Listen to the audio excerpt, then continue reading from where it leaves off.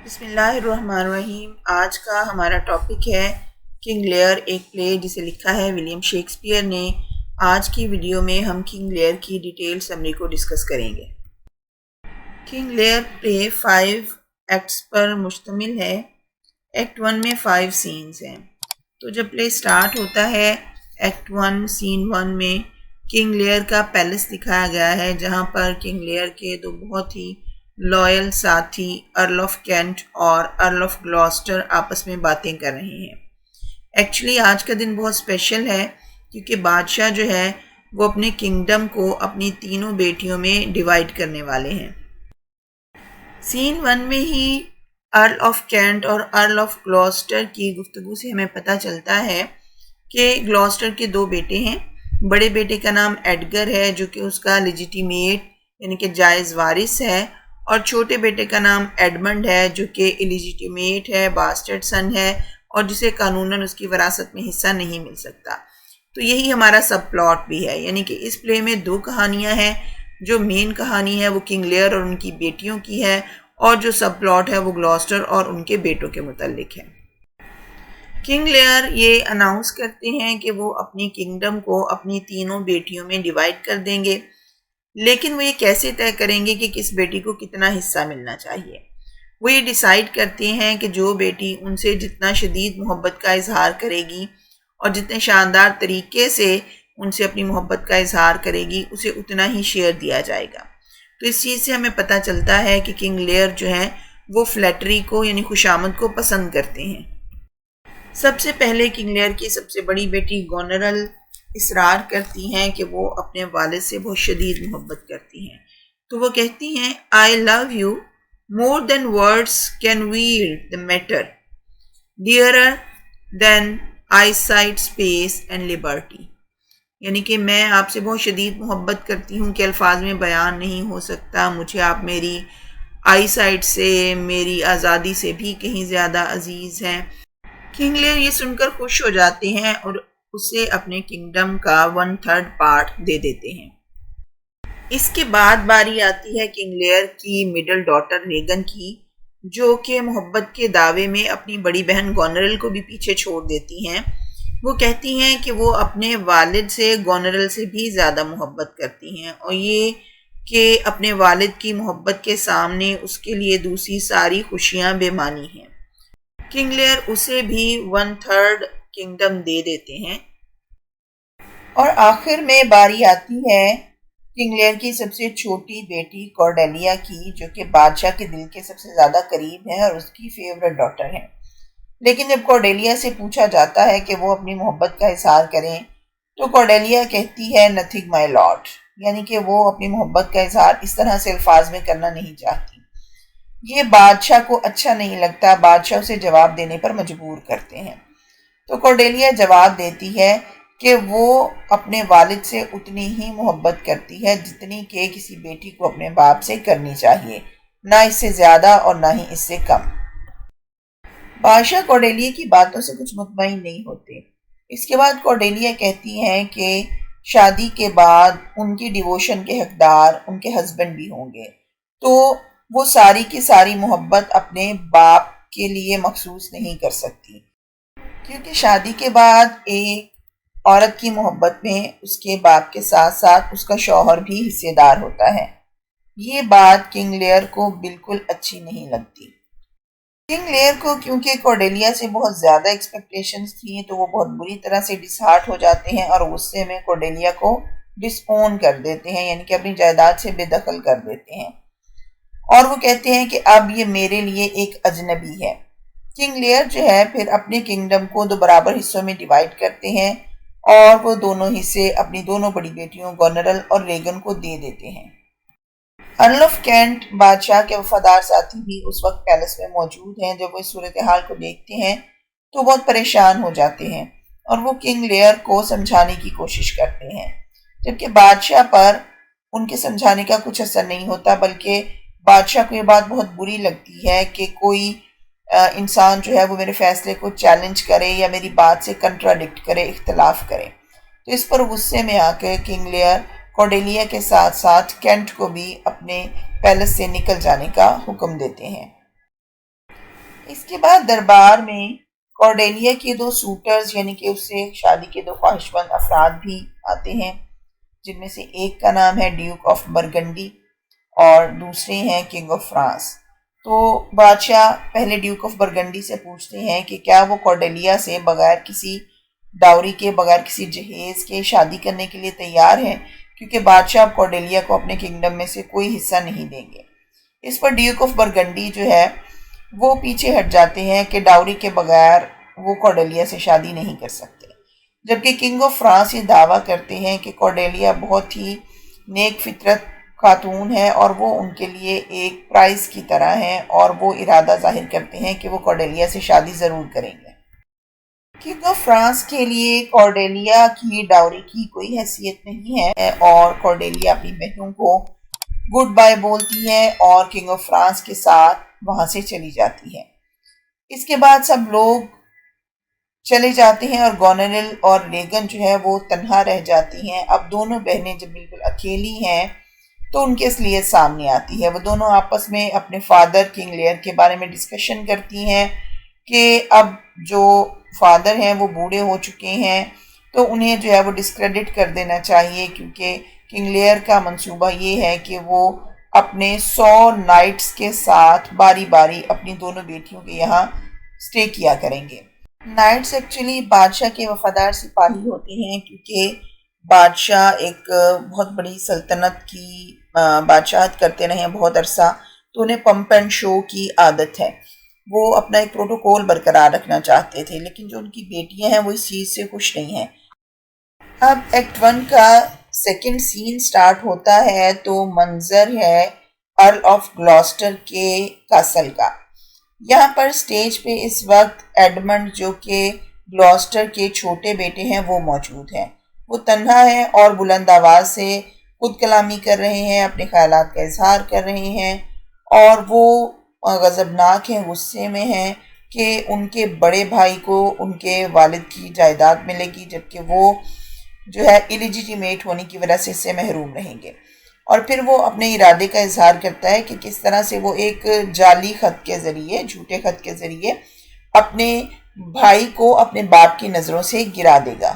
جیسے ہی ایڈمنڈ کی یہ سولیلقوی ختم ہوتی ہے تو وہاں پر گلوسٹر آ جاتے ہیں۔ گلوسٹر کو دیکھ کے ایڈمنڈ اس خط کو چھپانے کی ایکٹنگ کرتا ہے تاکہ گلوسٹر کی توجہ اس خط کی طرف ہو جائے۔ اب گلوسٹر سے کہتے ہیں کہ جو چیز تم چھپا رہے ہو وہ مجھے دکھاؤ۔ اس پر ایڈمنڈ وہ خط گلوسٹر کو دے دیتا ہے۔ اس خط میں جھوٹی تحریر ہے ایڈمنڈ کی طرف سے۔ خط میں لکھا ہوا ہے ایجڈ ٹائرنی، یعنی کہ یہ جو بوڑھے لوگ جو ہیں یہ بڑے ظالم ہیں، بوڑھے جو باپ ہیں یہ اپنے بیٹوں کو ان کی بھرپور جوانی میں غلام بنا کے رکھتے ہیں۔ تو اگر ایڈمنڈ ایڈگر کی ہیلپ کرے گا ان کے فادر کو ختم کرنے میں اور اس کے ٹائٹل اور پوزیشنز پر قبضہ کرنے میں، تو ایڈگر جو ہے وہ اپنے چھوٹے ناجائز بھائی کو اپنی جائز دولت کا آدھا حصہ دے دے گا۔ اس کے بعد ایڈمنڈ اپنے باپ گلوسٹر کو اپنے بڑے بھائی کے خلاف کرنے کے لیے مزید کہتا ہے کہ ایڈگر اکثر کہا کرتا تھا کہ بیٹوں کو اپنی پرفیکٹ ایج یعنی جوانی میں اپنے جو والد ہیں ان کا انکار کر دینا چاہیے، انہیں بتا دینا چاہیے کہ اب آپ بوڑھے ہو چکے ہیں تو آپ یہ کام کاج اور حکومت چھوڑ کے گھر بیٹھیں، اور بیٹوں کو جو ہے وہ گارجین کی حیثیت لے لینی چاہیے، اور بڑھاپے میں فادر کو ایک مائنر کی طرح اپنے بیٹے پر ڈیپینڈنٹ ہو کے رہنا چاہیے۔ ایڈمنڈ گلوسٹر کے سامنے دکھاوا کرتا ہے کہ وہ ایڈگر سے اس معاملے پر بات کرے گا اور اسے سمجھائے گا، جبکہ گلوسٹر جو ہے وہ چھپ کر یہ ساری کارروائی دیکھ سکتے ہیں۔ اس کے بعد وہاں پر ایڈگر جو گلوسٹر کا بڑا بیٹا ہے وہ آ جاتا ہے، اور ایڈمنڈ جو ہے وہ اسے بتاتا ہے کہ گلوسٹر یعنی کہ ان کے فادر اس سے بہت زیادہ ناراض ہیں۔ ایڈگر وجہ پوچھتا ہے اور ایڈمنڈ جو ہے وہ ایڈگر کو کنونس کر لیتا ہے کہ وہ اپنی حفاظت کے لیے اپنے پاس ایک ہتھیار رکھے گا، کیونکہ اس کے فادر اتنے زیادہ غصے میں ہیں کہ وہ اس کی جان بھی لے سکتے ہیں۔ فرسٹ ایکٹ کا تھرڈ سین گونریل اور ڈیوک آف آلبنی کے محل میں ہے۔ کنگ لیئر اب اپنے نائٹس کے ساتھ گونریل کے محل میں موجود ہیں۔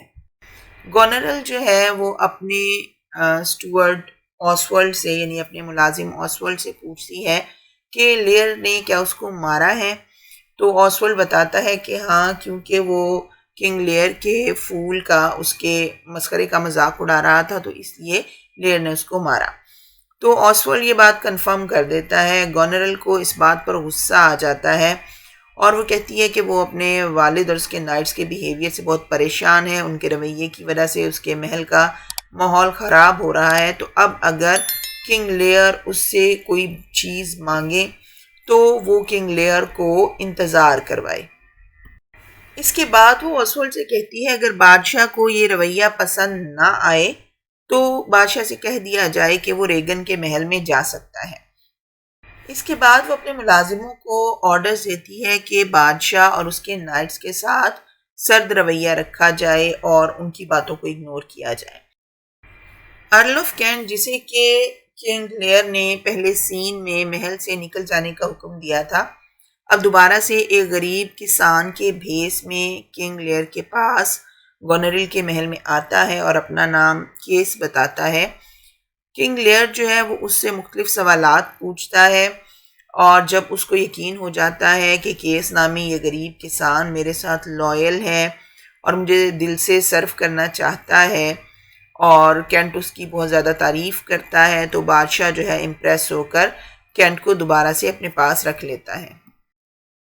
کنگ لیئر اپنی بڑی بیٹی گونریل سے ملنا چاہتے ہیں تو آسولڈ کو جب یہ پیغام دیتے ہیں تو وہ کوئی جواب دیے بغیر ہی چلا جاتا ہے، اور نائٹس بھی بادشاہ لیئر کو بتاتے ہیں کہ گونریل کے گھر کے تمام لوگ بادشاہ کی جو ملازمین ہیں ان کے ساتھ بہت ہی روڈلی پیش آ رہے ہیں۔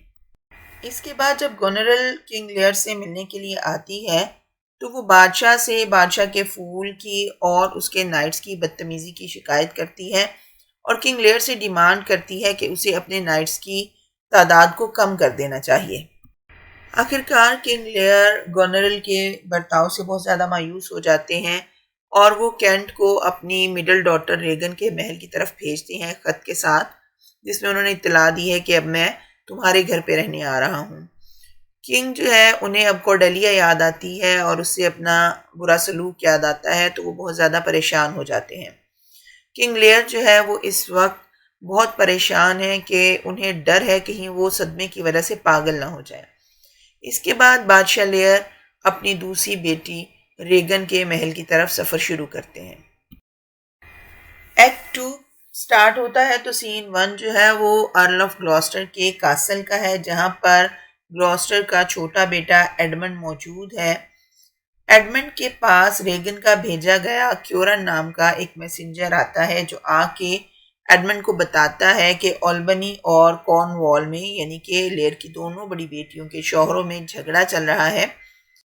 کیورن ایڈمنڈ کو یہ بھی بتاتا ہے کہ شام میں کارن وال اور ریگن اس سے ملنے کے لیے آئیں گے۔ ایڈمنڈ اس بات پہ خوش ہو جاتا ہے، اسے لگتا ہے کہ ریگن اور کارن وال کی مدد سے وہ اپنے بڑے بھائی ایڈگر کو جلد ہی اس کی جگہ سے ہٹا سکے گا اور اس کی پوزیشنز پر قبضہ کر سکے گا۔ اس کے بعد جب میسنجر چلا جاتا ہے تو ایڈمنڈ کے پاس ایڈگر آتا ہے۔ ایڈگر کو وہ بہلاتا پھسلاتا ہے کہ تم رات کے اندھیرے میں چھپ جاؤ، یہاں سے بھاگ جاؤ، کیونکہ ہمارے کاسل میں رات کو کارن وال آنے والا ہے اور اس کو لگتا ہے کہ تم اس کے دشمن البنی کے ساتھ ملے ہوئے ہو۔ اس پر ایڈگر جو ہے وہ پریشان ہو جاتا ہے۔ اس کے بعد ایڈمنڈ جان بوجھ کے ایڈگر سے ایک فیک فائٹ شروع کر دیتا ہے اور انٹینشنلی خود کو زخمی کر لیتا ہے تاکہ اپنے باپ کی سمپتھی حاصل کر سکے، اور وہ معصوم ایڈگر کو اس بات پر قائل کر لیتا ہے کہ اگر تمہیں جان بچانی ہے تو تمہیں کاسل کو چھوڑ کے بھاگنا ہوگا۔ اس کے بعد ایڈمنڈ اپنے باپ کو اپنے زخم دکھا کے اس بات پہ قائل کر لیتا ہے کہ گلوسٹر جو ہے وہ ایڈگر سے اسے انصاف دلائیں گے، اور گلوسٹر سے یہ بھی پرومس کر لیتے ہیں کہ ایڈمنڈ ہی ان کا وارث ہوگا۔ اور اس کے بعد کارن وال اور ریگن وہاں پر آ جاتے ہیں اور سیم جھوٹی کہانی جو ہے ایڈمنڈ نے بھی سناتا ہے کہ کس طرح سے ایڈگر جو ہے وہ آلبنی کے ساتھ مل چکا ہے اور کس طرح سے وہ اس کے باپ گلوسٹر کو مارنا چاہتا ہے اور اسے زخمی کر کے وہاں سے بھاگ گیا ہے۔ ریگن اور کارن وال بھی ایڈمنڈ کی باتوں پر اعتبار کر لیتے ہیں اور اسے اپنی سپورٹ کی یقین دہانی کرواتی ہیں اور گلوسٹر کو کنگ لیئر کی طرف سے آنے والی اطلاع کے بارے میں بتاتے ہیں کہ اب لیئر جو ہے وہ ریگن کے محل میں رہنے کے لیے آ رہا ہے۔ نیکسٹ سین جو ہے وہ ارل آف گلوسٹر کے کاسل کے باہر کا ہے، جہاں پر کینٹ جسے کنگ لیئر نے بھیجا ہے اور آسولڈ جسے گونریل نے بھیجا ہے، دونوں الگ الگ ریگن کے لیے خطوط لے کر پہنچتے ہیں۔ آسولڈ جو ہے وہ کینٹ کو نہیں پہچانتا کیونکہ کینٹ اس وقت غریب کسان کیس کے بھیس میں ہے۔ جو کینٹ ہے اسے آسولڈ پر بہت زیادہ غصہ ہے کیونکہ اس نے بادشاہ کے ساتھ بدتمیزی کی تھی۔ کینٹ اپنے غصے کا اظہار کرنے کے بعد اپنی تلوار سے آسولڈ کو، جو کہ گونریل کا ملازم ہے، پیٹنے لگتا ہے۔ آسولڈ اور کینٹ کے جھگڑے کو دیکھ کر کارن وال، جو کہ ریگن کا ہسبینڈ ہے، وہ آسولڈ کو ڈیفینڈ کرتا ہے اور کارن وال آرڈر دیتا ہے کہ کینٹ کو سٹاکس میں ڈال دیا جائے۔ یہ بہت ہی ہیوملیٹنگ یعنی کہ ذلت آمیز سزا ہے، اور کیونکہ کینٹ اس وقت کیس کے بھیس میں ہے جو کہ کنگ لیئر کا خاص میسنجر ہے، تو ایسا کرنا اور بھی خطرناک اور برا تھا۔ اس سے کنگ لیئر جو ہے انہیں بہت برا محسوس ہوتا ہے، لیکن کارن وال جو ہے وہ کنگ لیئر کے ایموشنز کی بالکل بھی پرواہ نہیں کرتا اور ان کے بھیجے گئے میسنجر کینٹ کو جو ہے وہ سٹاکس میں پنش کر دیتا ہے۔ جب گلوسٹر کینٹ کے ساتھ تنہا رہ جاتا ہے تو وہ کینٹ سے اس برے سلوک کی معافی مانگتا ہے۔ تب کینٹ کارڈیلیا کی طرف سے آنے والا ایک خط گلوسٹر کو دیتا ہے۔ گلوسٹر ابھی بھی کنگ لیئر کے ساتھ بہت ہی سنسیئر ہے۔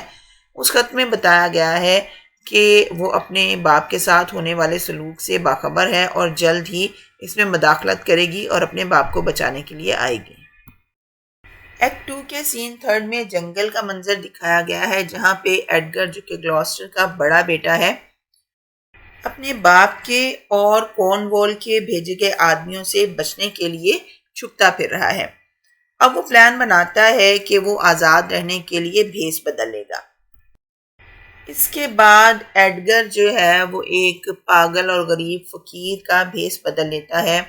وہ اپنی پوری باڈی پر مٹی مل لیتا ہے اور اپنے کپڑے اتار کے اپر باڈی پر کمبل اوڑھ لیتا ہے، اپنے بالوں کو نوٹس لگا لیتا ہے تاکہ وہ پوری طرح سے پاگل اور بھکاری دکھائی دے۔ 2 کے سین 4 میں لیئر اور اس کے نائٹس جو ہیں وہ ریگن کے کاسل میں پہنچ جاتے ہیں۔ کنگ جو ہے اسے دیکھ کر کینٹ آواز لگاتا ہے اور بادشاہ کو بہت غصہ آتا ہے کہ آخر کس کی اتنی جرت ہے کہ وہ میرے میسنجر کو سٹاکس میں اتنی ذلت آمیز پنشمنٹ دے۔ جب لیئر کو بتایا جاتا ہے کہ یہ کارن وال اور ریگن نے کیا ہے تو وہ یقین کرنے سے انکار کر دیتا ہے کہ آخر اس کی بیٹی اور داماد اس کے کسی ملازم کے ساتھ اتنا برا برتاؤ کیسے کر سکتے ہیں۔ کنگ لیئر ریگن اور کارن وال سے بات کرنا چاہتے ہیں تو انہیں پیغام دیا جاتا ہے کہ وہ دونوں بھی سفر سے تھکے ہوئے آئے ہیں، اس وجہ سے بادشاہ سے نہیں مل سکتے۔ گلوسٹر کسی طرح سے ریگن اور کارن وال کو ڈھونڈتا ہے اور انہیں کینٹ کو ریلیز کرنے کے لیے بولتا ہے۔ اس کے بعد ریگن اپنے والد سے بظاہر بڑی محبت سے ملتی ہے۔ جب لیئر اپنے دکھ کا اظہار کرتا ہے کہ گونریل نے کس طرح سے اس کا دل دکھایا، تو ریگن جو ہے وہ اپنے باپ سے کہتی ہے کہ آپ کو اپنی عمر کے مطابق رویہ اپنانا چاہیے۔ اس کے بعد وہ کنگ لیئر کو نصیحت کرتی ہے کہ آپ کو گونریل سے معافی مانگ لینی چاہیے۔ اس بات پر بادشاہ بہت غصے میں آ جاتا ہے اور انہیں کرس کرنے لگتا ہے، یعنی بد دعائیں دینے لگتا ہے۔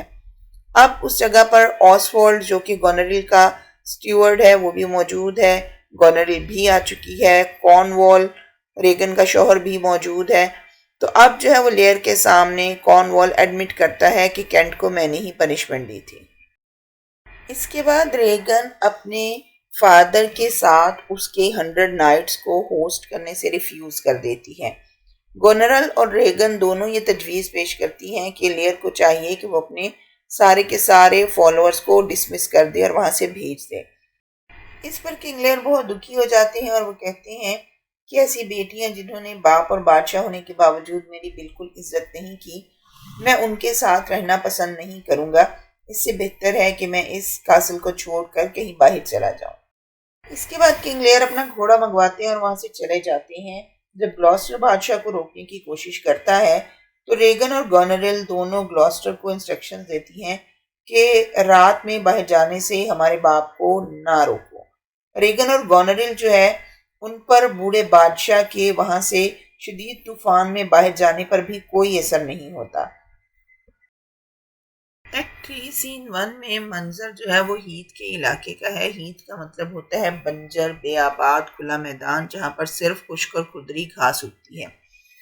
جب کینٹ کو پتہ چلتا ہے کہ کنگ لیئر اپنے پھول کے ساتھ اس بھاری اور خوفناک طوفان میں ہیتھ میں بھٹک رہے ہیں تو کنگ لیئر کی تلاش میں کینٹ بھی وہیں پر چلا جاتا ہے۔ اب وہاں پر اسے ایک آدمی ملتا ہے جسے وہ کنگ آف فرانس کے پاس میسنجر بنا کر بھیجنے والا ہے تاکہ کنگ آف فرانس جو ہے وہ اپنی فوج لے کر بادشاہ لیئر کی مدد کو آ سکے۔ کینٹ اس میسنجر کو اپنی ایک رنگ بھی دیتا ہے تاکہ وہ کورڈیلیا کو دکھائے اور کورڈیلیا جو ہے وہ پہچان جائے کہ پیغام بھجوانے والا کون ہے۔ اس کے بعد کینٹ بادشاہ لیئر کی تلاش میں نکل پڑتا ہے۔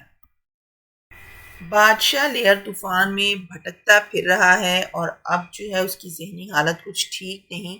صدمے کی وجہ سے وہ اپنے حواس کھو چکا ہے۔ پھول بادشاہ کو اکساتا ہے کہ اسے اپنی بیٹیوں کے سامنے عاجزی کا اظہار کرتے ہوئے گھر کے اندر پناہ لے لینی چاہیے کیونکہ طوفان بہت شدید ہے اور بادشاہ بوڑھا اور کمزور ہے۔ اسی دوران کینٹ وہاں پر انہیں ڈھونڈتا ہوا آ جاتا ہے اور بادشاہ کو قائل کر لیتا ہے کہ وہاں قریب ہی بنے ہوئے ایک ہوول میں یعنی کہ جھونپڑی جیسی ایک بلڈنگ میں پناہ لے لے۔ لیئر اس کی بات مان لیتا ہے اور ہوول کے اندر چلا جاتا ہے۔ سین 3 میں گلوسٹر کا کاسل دکھایا گیا ہے۔ گلوسٹر ریگن اور کارن وال سے درخواست کرتا ہے کہ اسے بادشاہ لیئر کی مدد کرنے دی جائے، لیکن اس پر وہ دونوں غصے میں آ کر اسے اس کے گھر میں ہی قیدی بنا دیتے ہیں اور اس پر پابندی لگا دی جاتی ہے کہ وہ بادشاہ سے بات تک نہیں کرے گا۔ اب گلوسٹر کے پاس ایڈمنڈ آتا ہے تو گلوسٹر اپنے بیٹے کو اپنی صورتحال کے بارے میں بتاتا ہے اور انجانے میں وہ ایڈمنڈ سے کنگ آف فرانس کا پلان شیئر کر دیتا ہے کہ کس طرح سے بادشاہ کی ذلت کا بدلہ لینے کے لیے کنگ آف فرانس جو ہے وہ برٹن پر حملے کا ارادہ رکھتے ہیں۔ گلوسٹر نہیں جانتا کہ ایڈمنڈ ایک غدار ہے اور اصل میں وہ اپنے باپ کا ہی دشمن ہے۔ اب ایڈمنڈ کا منصوبہ ہے کہ وہ کارن وال کو یہ پلان بتا کر اس سے اپنے لیے فیور لے گا۔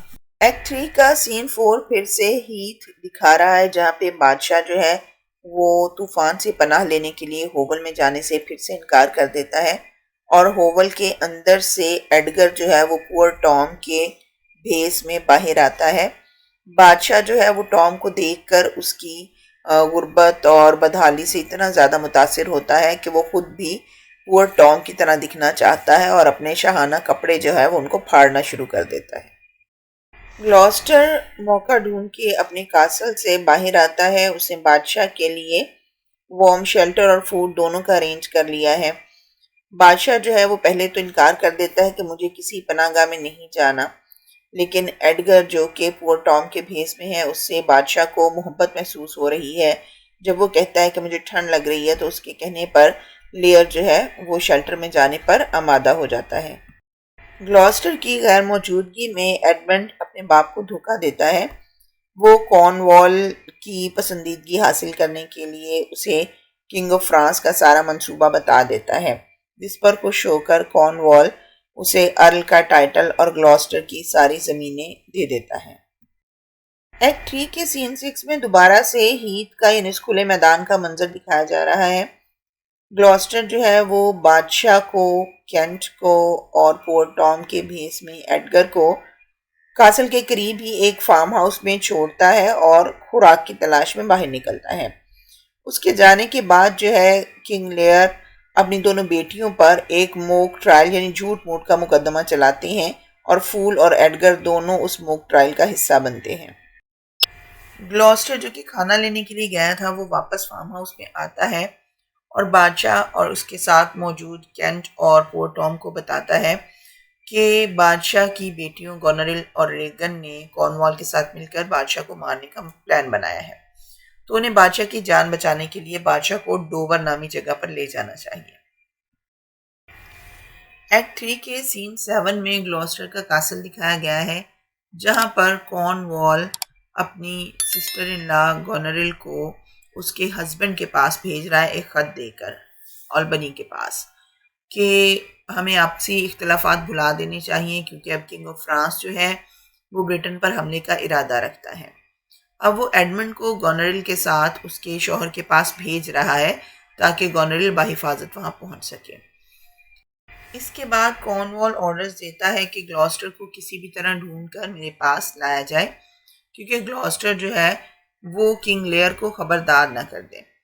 تو آسوول جو کہ گونریل کا سٹوورٹ تھا وہ بتاتا ہے کہ گلاسٹر پہلے ہی کنگ لیئر کو اس کے قتل کے منصوبے کی اطلاع دے چکا ہے، بلکہ گلاسٹر نے کنگ لیئر کو ڈوور کی طرف فرار ہونے میں بھی مدد دی ہے۔ کارنوال نے ایڈمنڈ کو گونریل کے ساتھ اسی لیے بھیجا تھا کہ جب وہ گلاسٹر کو پنش کرے تو اس وقت ایڈمنڈ یعنی کہ گلاسٹر کا بیٹا اس جگہ موجود نہ ہو۔ حالانکہ ایڈمنڈ اپنے باپ سے غداری کر چکا ہے۔ جب وہاں پہ گلاسٹر آتا ہے جو اس بات سے بے خبر ہے کہ اس کے ساتھ کیا سلوک کیا جائے گا، تو کارنوال آرڈرز دیتا ہے کہ اسے کرسی کے ساتھ باندھ دیا جائے۔ ریگن جو ہے وہ بھی گلاسٹر کے ساتھ بہت بدتمیزی کرتی ہے، اس کی بیئرڈ کے بال کھینچتی ہے، اسے غدار کہتی ہے کہ تم نے جا کے ہمارا منصوبہ جو ہے وہ کنگ لیئر کو کیوں بتایا۔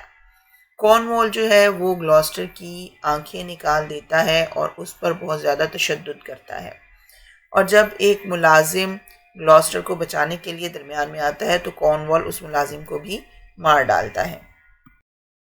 گلاسٹر مدد کے لیے اپنے بیٹے ایڈمنڈ کو پکارتا ہے تو ریگن بتاتی ہے کہ یہ ایڈمنڈ ہی تھا جس نے تمہیں یعنی اپنے باپ کو دھوکہ دیا اور کنگ آف فرانس کے حملے کی خبر ہمیں بتا دی۔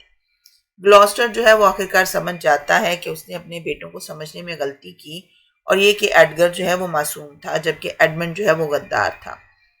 اب گلاسٹر جو ہے وہ اندھا، بے بس اور زخمی ہے، تو ریگن اور کارنوال گلاسٹر کو کاسل سے باہر پھینکوا دیتے ہیں، اور کارنوال جو ہے وہ اس جھگڑے میں زخمی ہو چکا ہے۔ ریگن اسے ہیلپ کرتی ہے اور دونوں ڈوور جانے کے لیے چل پڑتے ہیں۔ ایکٹ 4 میں اب دوبارہ سے ہیتھ کا منظر دکھایا گیا ہے، وہی بیاباد اور بنجر میدان۔ گلاسٹر اب اندھا ہو چکا ہے اور ایک بوڑھا شخص جو کہ اس کا ٹیننٹ یعنی کہ مزارہ بھی ہے، یعنی اس کی زمینوں پر کام وغیرہ کرنے والا شخص، وہ اسے گائیڈ کر رہا ہے۔ اب گلاسٹر جو ہے وہ بہت دکھی ہے اور وہ اپنے بڑے بیٹے ایڈگر سے بدسلوکی پر شرمندہ ہے، اور وہ خواہش کرتا ہے کہ کاش وہ اپنے بیٹے کو ایک دفعہ دیکھ سکے، اسے چھو سکے۔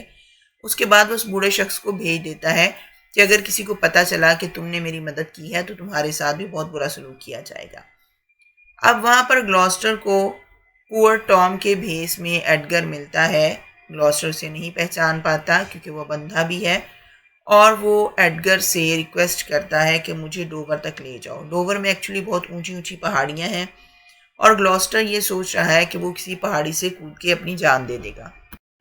وہ بہت دکھی ہے کیونکہ اس نے ایڈمنڈ جیسے غدار کے کہنے میں آ کر اپنے معصوم بڑے بیٹے ایڈگر کے ساتھ بہت بدسلوکی کی کہ ایڈگر کو کاسل چھوڑ کر بھاگنا پڑا۔ ایکٹ 4 کے سین 2 میں دکھایا گیا ہے کہ گونریل اور ایڈمنڈ جو ہیں وہ گونریل کے یعنی کہ البنی کے محل تک پہنچ چکے ہیں، دونوں محل کے باہر موجود ہیں۔ آسولڈ گونریل کا سٹوورٹ جو ہے وہ باہر آتا ہے اور بتاتا ہے کہ البنی جو ہے وہ بہت بدل چکا ہے، اور وہ خوش ہے کہ کنگ آف فرانس برٹن پر حملہ کرنے والا ہے، اور اسے اس چیز پر بہت زیادہ غصہ ہے کہ گلاسٹر کی جگہ اس کے چھوٹے بیٹے ایڈمنڈ کو ارل بنا دیا گیا جس نے اپنے باپ کے ساتھ غداری کی۔ گونریل ایڈمنڈ کی طرف اٹریکٹ ہو چکی ہے، وہ ایڈمنڈ کو بہت خوش دلی سے فیئرویل کہتی ہے اور اپنے ہسبینڈ اور ایڈمنڈ کا کمپیریزن بھی کرتی ہے۔ پھر وہ ایڈمنڈ سے کہتی ہے کہ وہ کارنوال کے پاس واپس چلا جائے، وہ خود ہی آلبنی سے نپٹ لے گی اور اپنی فورسز کی کمانڈ بھی خود ہی سنبھال لے گی۔ آلبنی اپنی بیوی گونریل پر بھی غصے کا اظہار کرتا ہے کہ وہ بہت بری بیٹی ہے، اور گونریل اور ریگن جو ہے دونوں نے ٹائیگرز کی طرح اپنے بوڑھے لاچار باپ پر حملہ کر دیا ہے۔ ریگن کے محل سے ایک میسنجر اس اناؤنسمنٹ کے ساتھ آتا ہے کہ کارنوال جو کہ گلاسٹر کو تشدد کرنے کے بعد خود بھی زخمی ہو گیا تھا، ان زخموں کی وجہ سے مر چکا ہے۔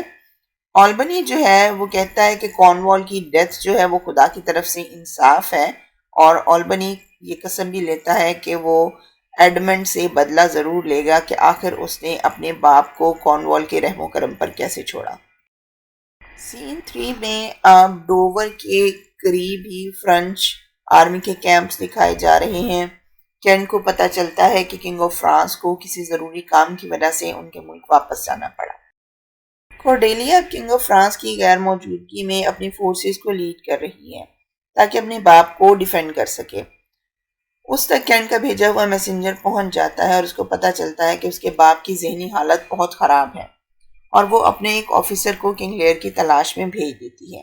ریگن اور گونریل کی انگلش آرمی بھی ڈوور کے قریب پہنچ چکی ہے۔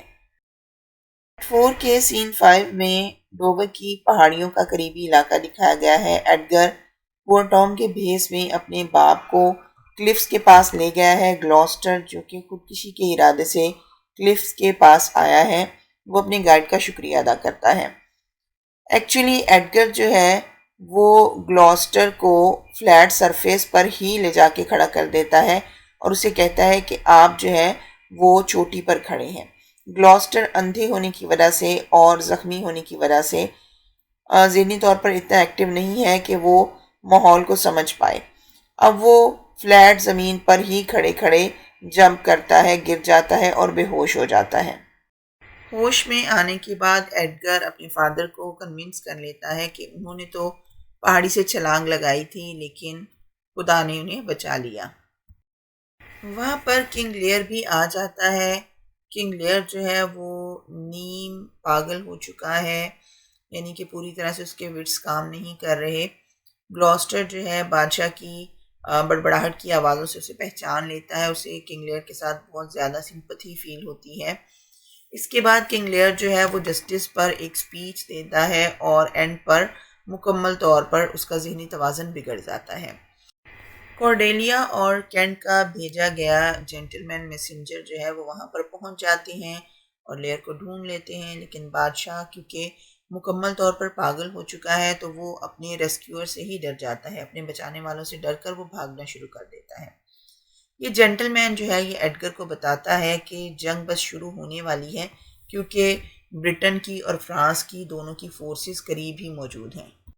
آسولڈ بھی وہاں پر پہنچ جاتا ہے اور گلوسٹر کو دیکھ کر وہ دعویٰ کرتا ہے کہ میں گلوسٹر کو مار ڈالوں گا تاکہ مجھے ریگن اور گونریل سے انعام ملے۔ ایڈگر جو ہے وہ لڑتا ہے، اپنے باپ کی حفاظت کرتا ہے اور آسولڈ مارا جاتا ہے۔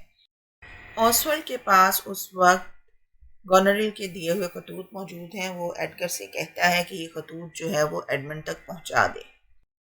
کورڈیلیا کنگ لیئر کو اپنے کیمپ میں لا چکی ہے اور ڈاکٹر جو ہیں وہ کنگ لیئر کا علاج کر رہے ہیں۔ کنگ لیئر جو ہے وہ سو چکے ہیں اور ہوش میں آنے کے بعد کنگ لیئر جو ہیں ان کی دماغی حالت کافی بہتر ہو چکی ہے اور وہ پوچھتے ہیں کہ کیا میں فرانس میں ہوں۔ اس پر انہیں بتایا جاتا ہے کہ وہ فرانس میں نہیں بلکہ اپنے ملک برٹن میں ہی موجود ہے۔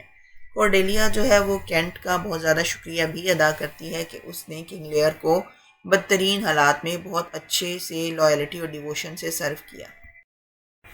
ایکٹ 5 کے سین 1 میں ریگن، ایڈمنڈ اور ان کی آرمی کے ممبرز برٹش کیمپ میں موجود ہیں۔ ریگن کو ایڈمنڈ اور گونریل کے افیئر کے بارے میں پتہ چل چکا ہے۔ ریگن خود بھی ایڈمنڈ کی طرف ملتفت ہے اور اس سے بہت اٹریکٹ ہو چکی ہے، تو ریگن جو ہے وہ ایڈمنڈ سے وعدہ لیتی ہے کہ تم گونریل یعنی کہ میری بہن کے ساتھ بالکل بھی انٹیمیٹ نہیں ہوگے۔ تو ایڈمنڈ کی وجہ سے گونریل اور ریگن دونوں میں جیلسی اور ایک کمپٹیشن شروع ہو جاتا ہے۔ گونریل اور آلبنی کیمپ میں داخل ہوتے ہیں۔ آلبنی کا ارادہ ہے کہ وہ اپنے کنگڈم کی فرینچ انویڈر سے حفاظت کرے گا اور گونریل بھی یہ بات کہتی ہے کہ اب یہ جھگڑا کوئی گھریلو جھگڑا نہیں رہا۔ ایڈگر پور ٹام کے بھیس میں وہاں پر آتا ہے اور آسولڈ کو مارنے کے بعد جو خطوط اس کے پاس سے اسے ملے تھے جن کے بارے میں آسولڈ نے مرتے ہوئے کہا تھا کہ ایڈمنڈ کو دے دینا، وہ خطوط آلبنی کو دے دیتا ہے۔ انہی خطوط میں گونریل کا لکھا ہوا خط بھی موجود ہے جس میں گونریل نے ایڈمنڈ سے ریکویسٹ کی ہے کہ وہ اس کے ہسبینڈ کو مار دے۔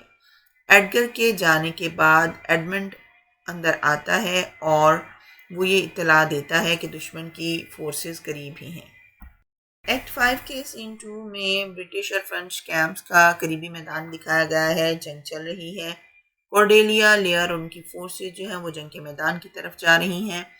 ایڈگر اپنے فادر گلاسٹر کو ایک محفوظ مقام پر پہنچا دیتا ہے اور واپس آنے کے بعد وہ اطلاع دیتا ہے کہ کنگ لیئر کی فورسز جو ہیں وہ ہار چکی ہیں، یعنی کہ فرینچ آرمی ہار گئی ہے اور کنگ اور کورڈیلیا دونوں کو جنگی قیدی بنایا جا چکا ہے. ایکٹ 5 کے سین 3 میں برٹش کیمپ دکھایا گیا ہے. کیمپ میں لیئر اور کورڈیلیا کو قیدیوں کے طور پر لے جایا جا رہا ہے. ایڈمنڈ ان کا جیلر ہے اور وہ آرمی آفیسر کو ایک نوٹ دیتا ہے جس پر انسٹرکشنز لکھی ہوئی ہیں اور وہ کہتے ہیں ان انسٹرکشنز کو فوراً فالو کیا جائے.